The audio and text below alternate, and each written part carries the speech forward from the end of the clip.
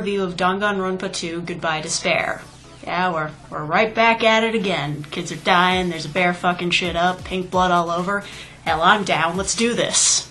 Warning, this review may contain spoilers for Danganronpa Trigger Happy Havoc. Danganronpa 2 was released in Japan for the PSP in July of 2012. In October of 2013, it was ported to the PS Vita, and just like its predecessor, the game was stuck in PlayStation Portable hell until 2016, when it was finally released on Steam. Again, about fucking time. But I'd just like to point out that the light at the end of the tunnel isn't just the Steam releases. It's also the fact that Danganronpa V3 is getting released on the PlayStation 4 in addition to the Vita. I guess somebody finally came to their senses. Anyway, seeing as how most of the characters from the last game died, shocking, I know, this game has a whole new cast of characters. Which is good, because if there's anything I wanted in life, it was to see more characters I like die horribly. But we'll get to them momentarily. The game begins rather similarly to the first game. You play as Hajime Hinata, a student that is just about to begin his school life at Hope's Peak Academy. And you might be thinking, this guy is basically Makoto all over again. Well, sort of, but not entirely. I'll explain my thinking on this as we go along. While standing outside of Hope's Peak, some weird shit happens, and then Hajime is standing in front of a door in what I assume is the negative zone. He enters through the door into a classroom with several students in it. These colorful characters are Ultimate students, but unlike in the first game, there's no introduction here. In fact, you probably won't know who everyone is until at least a half hour into the game. Apparently the door is locked, so no one can leave the classroom, and no one can remember how they got there. Just when everyone is about to freak out, this happens.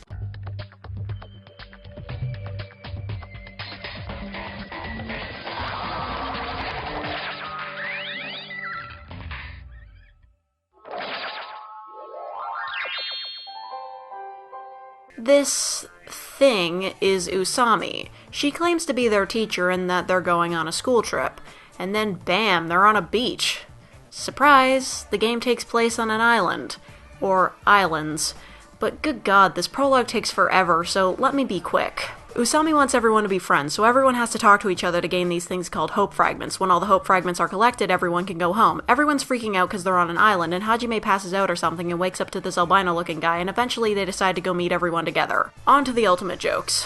Alright, we've got the ultimate fanboy, the ultimate loli, the ultimate cleavage, the ultimate paparazzi, the ultimate tsundere, the ultimate character to be voiced by Patrick Seitz, the ultimate pervert, the ultimate weeaboo, the ultimate fan favorite, the ultimate, cosplayer?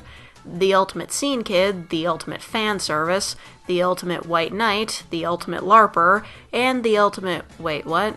Now, you may be wondering what Hajime's ultimate talent is. Well, he doesn't remember. Of course. Just go ahead and mark him down as the amnesiac hero trope. Oh wait, someone already did. Although if there's one thing I can say for these characters, I found most of them more likable and interesting than the characters in the first game, even though some of them are very similar to characters from the first game. I also found Hajime to be a better protagonist than Makoto. He does things that Makoto never would have done, and he doesn't need someone else's help to figure everything out. But after everyone meets and gets settled, something goes wrong. And who should be behind it all but Monokuma? Yeah, you probably have several questions about what the fuck is going on by now, but sorry, the answers are all spoilers. So yeah, Monokuma defeats Usami, gives her a makeover, or make-under, starts up the whole student killing thing again, and uses giant robots to block off access to the other nearby islands. This wasn't supposed to be a plot twist, was it? Lord knows Spike Chunsoft may as well turn Danganronpa into a dating sim at this point, but I'm pretty sure we were all expecting something like this to happen. Anyway, let's start getting into the gameplay. Like the previous game, Danganronpa 2 partially plays like a visual novel, although in addition to short first-person segments of running around, you'll also be able to travel to different locations on the island side-scroller style, and oh man, that is a dorky-looking run. Because this place is way bigger than a school building, getting around on foot is a bit of a chore. You can quick travel to different places you've been, but if you walk, you gain steps to level up this digipet in your e-handbook, so it'll give you a special skill. Walking also ups your level, which I think gives you more skill points for trials, but we'll get to the trials later. A lot of changes were made from the first game, so there's plenty to go over. Let's start with free time. When you spend time with another student, you'll receive a hope fragment. The hope fragments are basically the currency for buying new skills, although if you receive all of a student's hope fragments, you'll get a special skill from them. And their underwear? Oh my god, guys, just make a fucking dating sim already. And no, island mode doesn't count.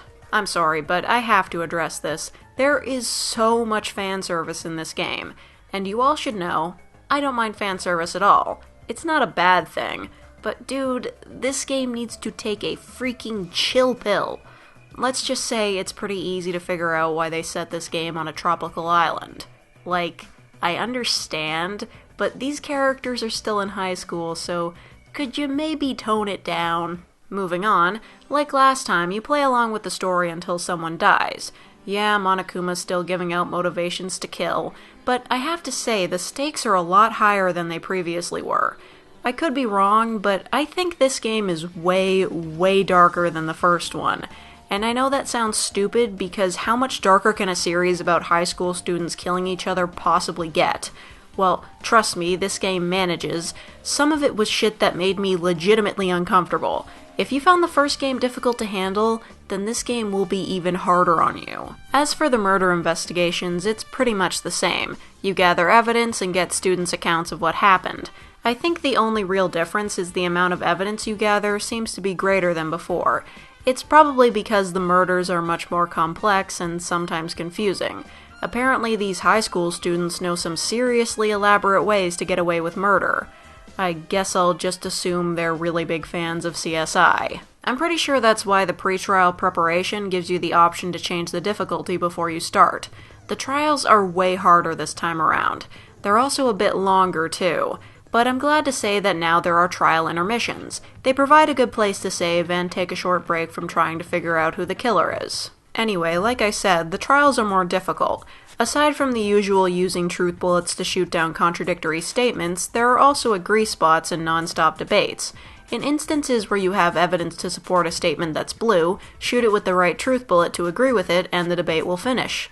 This made the non-stop debates a bit more challenging. It's also clear that there was a serious effort made to make the trials more interesting.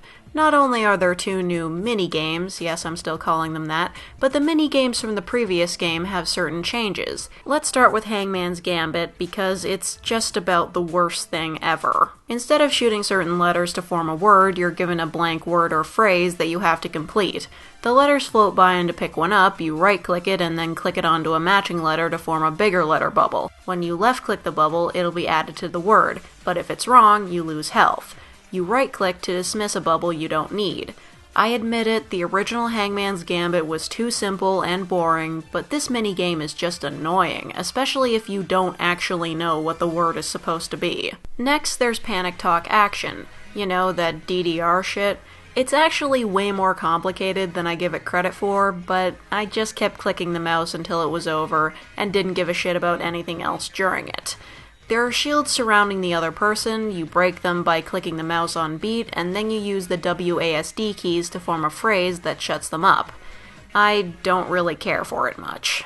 Now on to the cool new shit. There's Rebuttal Showdown, where another student can interrupt you and then challenge you one-on-one. You use the WASD keys to slice in the right direction to cut through their words. Then at a weak point, click to use the correct truth blade to slash their argument in half. It takes a bit of getting used to, and I had a tough time with it at the start. It moves so quickly you'll barely have enough time to select the right blade to use. But I guess it helps that every person who challenges you is either completely wrong or just bullshitting. And finally, my favorite game, Logic Dive. It really makes a nice break from the usual trial gameplay. It's pretty much a snowboarding minigame in space. You avoid obstacles and gaps while choosing the right direction to answer questions. Seriously, Logic Dive is so much fun. And you might argue that it doesn't really fit in well with the trial, but I don't give a shit. It's a great addition, and I hope it's in the next game. So after all that, you recreate the crime through a comic. Although, unlike the previous game where you have all the scenes available to you, the scenes come 4 at a time and the game immediately tells you if you placed one in the wrong spot. I guess it's more efficient than having to start reading the comic only to stop when you reach a mistake, like in the first game. Then everyone votes and... Let's give it everything we've got! It's punishment time! No copyright claims on punishment scenes this time, which is good, because I already had to deal with a Content ID match for a song that isn't even in the game. Thanks, YouTube. But while I can't show you the punishments, I will say they are far crazier than the punishments in the first game. And that's saying a lot. Actually, they're just fucking ridiculous. Although it does fit in, I suppose, because the whole game is ridiculous. I thought the first game had some bizarre moments, but this game gets straight up insane. I'm not hating, though. The game does manage to explain this eventually, but that doesn't change the fact that some of the plot twists are just fucking stupid. I guess the only other thing I can say is, if you're gonna play this game, get ready for some fucked up shit, and hope your favorite character doesn't die. Also, have a backup favorite character. You know what, actually make sure you have 2. Maybe 3 to be safe. You know, it's not exactly uncommon for a sequel to a game to be as good as or even better than its predecessor. I don't know why that's not the case with movies, but whatever. Danganronpa 2 is the same price as Danganronpa 1, with a few extra hours of content. It's both enjoyable and fucked up. If you like the first game, you'll probably like this game too. And that's all for now. As far as the next review goes, there are 2 immediate options, Stardew Valley or DMC. Although those plans could be thrown out the window if Ultra Despair Girls gets released on Steam. Fat chance of that, though. And it's pretty easy to guess what you guys are going to want me to review anyway, so if you want to see that, subscribe, and the next review will be posted soon. I promise. And thanks for watching. We'll see you next time.